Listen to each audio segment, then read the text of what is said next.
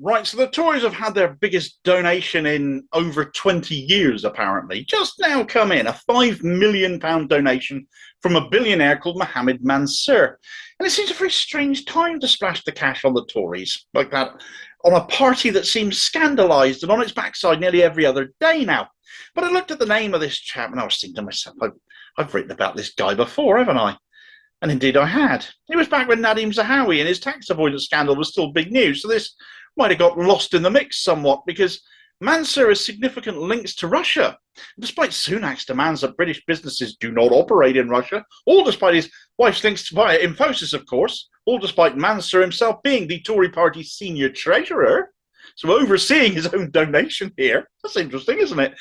But he's fond of both Sunak and Zahawi because they, as then Tory leader and party chairman, appointed him to this role of senior party treasurer. So is this £5 million a bit of a thank you to them and whatever benefits he now enjoys as a Tory party head bean counter? But more importantly, is this yet another roundabout source of funding for the Tories from Russian sources?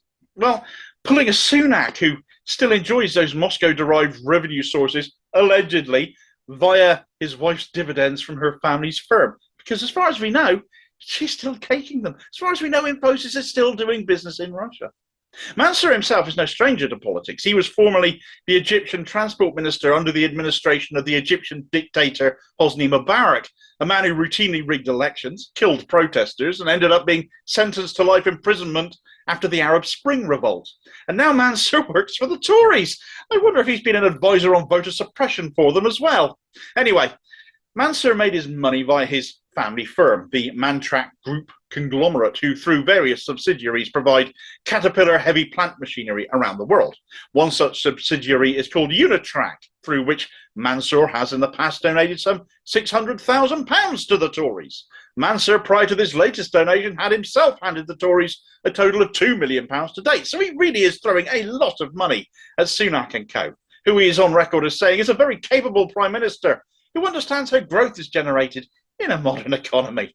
Well, if that were true, he'd be putting more money in more people's pockets and taking on board the fact the biggest driver of the recent inflation drop is because people's wages went up in April, giving them more money to spend in the economy. Wage rises caused inflation to drop, not rise. The exact opposite of everything we keep getting told by government and their alleged tame pet financial experts. Well, who'd have thunk it? Give those nurses a pay rise now. Let's get inflation down even further. Anyway, Unitrack are not the only subsidiary of Mantrak. They're just the British-based one. Another one is called Mantrak Vostok. The name should give you a clue as to where they're based. Very much supplying Caterpillar equipment for the oil and gas industry in Russia. Now, it has to be said, Mansour made an announcement earlier this month that Mantrak is going to wind down its Russian business dealings. But that is inherently because it got reported, they got caught, shamed, and are now apparently going to do something about it. How long until they wind down, though? How long is it going to take then? Oh, can't tell us that.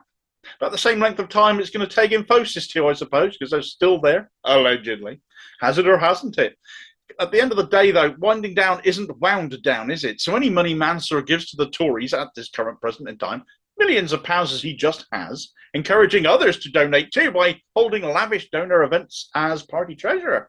It's still money derived either directly from Russian dealings or as a result of the influence of a man whose family firm has Russian business dealings until such time as they finally do cease.